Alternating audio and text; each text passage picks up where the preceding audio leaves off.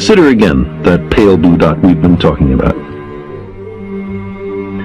Imagine you're staring at the dot for any length of time, and then try to convince yourself that God created the whole universe for one of the 10 million or so species of life that inhabit that speck of dust. Now take it a step further. Imagine that everything was made just for a single shade of that species, or gender, or ethnic or religious subdivision. If this doesn't strike you as unlikely, pick another dot. Imagine it to be inhabited by a different form of intelligent life. They too cherish the notion of a God who has created everything for their benefit. How seriously do you take their claim? And if the lights in the sky rise and set around us, isn't it evident that we're at the center of the universe?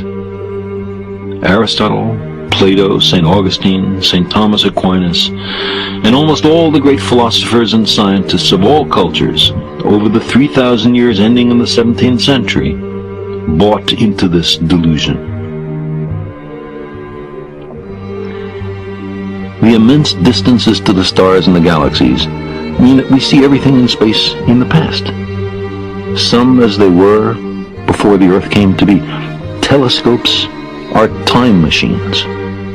Long ago, when an early galaxy began to pour light out into the surrounding darkness, no witness could have known that billions of years later, some remote clumps of rock and metal, ice and organic molecules would fall together to make a place called Earth, or that life would arise and thinking beings evolve who would one day capture a little of that galactic light and try to puzzle out what had sent it on its way.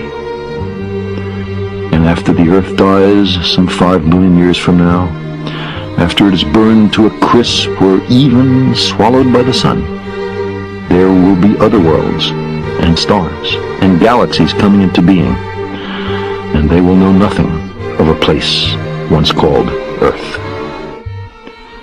And yet, never mind how many kings, popes, philosophers, scientists, and poets insisted on the contrary, the Earth through those millennia stubbornly persisted in orbiting the sun.